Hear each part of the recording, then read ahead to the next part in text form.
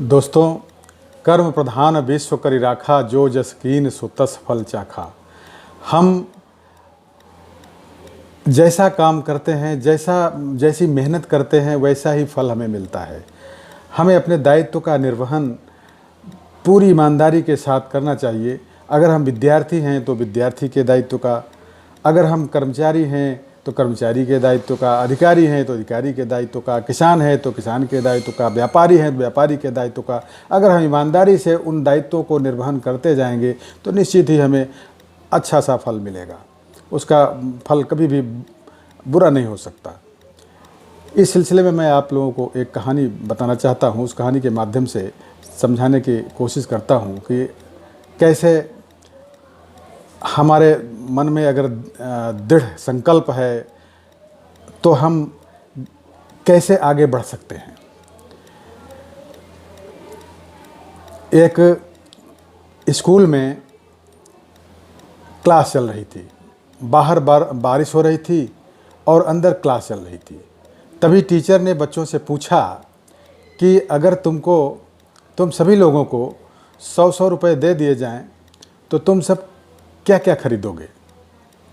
तो किसी ने कहा कि मैं वीडियो गेम खरीदूंगा, किसी ने कहा मैं क्रिकेट का बैट खरीदूंगा, किसी ने कहा कि मैं अपने लिए प्यारी सी गुड़िया खरीदूंगी, तो किसी ने कहा मैं बहुत सी चॉकलेट खरीदूंगी।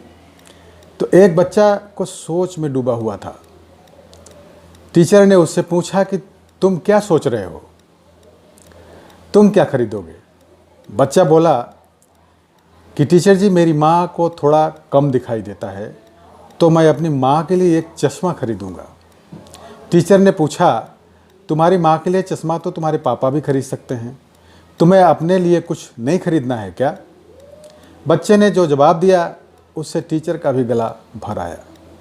बच्चे ने कहा कि मेरे पापा अब इस दुनिया में नहीं हैं, मेरी माँ लोगों के कपड़े सिलकर मुझे पढ़ाती है और कम दिखाई देने की वजह से ठीक से कपड़े नहीं सिल पाती, इसलिए मैं मेरी माँ को चश्मा देना चाहता हूँ ताकि वो अच्छे से कपड़े सिल सके और मैं अच्छे से पढ़ सकूँ, बड़ा आदमी बन सकूँ और माँ को सारे सुख दे सकूँ।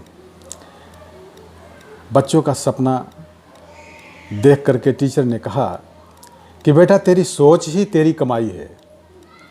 ये 100 रुपये मेरे वादे के अनुसार और ये 100 रुपये मैं तुमको उधार दे रहा हूँ। जब कभी भी कमाओ तो इसको लौटा देना।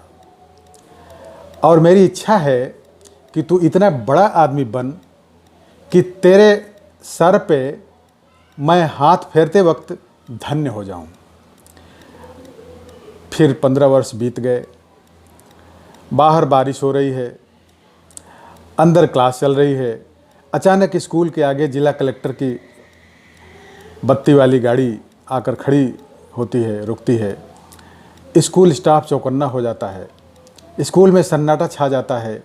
मगर ये क्या, जिला कलेक्टर एक वृद्ध टीचर के पैरों पर गिर जाते हैं और कहते हैं, सर, मैं दामोदर दास उर्फ झंडू आपके उधार के 100 रुपये लौटाने आया हूँ। पूरा स्कूल स्टाफ स्तब्ध। वृद्ध टीचर इस झुके हुए नौजवान कलेक्टर को उठाकर भुजाओं में कस लेते हैं और रो पड़ते हैं। दोस्तों, हम चाहें तो अपने आत्मविश्वास और मेहनत के बल पर अपना भाग्य हम खुद लिख सकते हैं। और अगर हमको अपना भाग्य लिखना नहीं आता तो परिस्थितियाँ फिर हमारा भाग्य लिख देगी। दोस्तों, अगर ये कहानी आप लोगों को अच्छी लगी हो तो कृपया वीडियो को शेयर करें, लाइक करें, कमेंट करें और हमारे चैनल को सब्सक्राइब करें। धन्यवाद।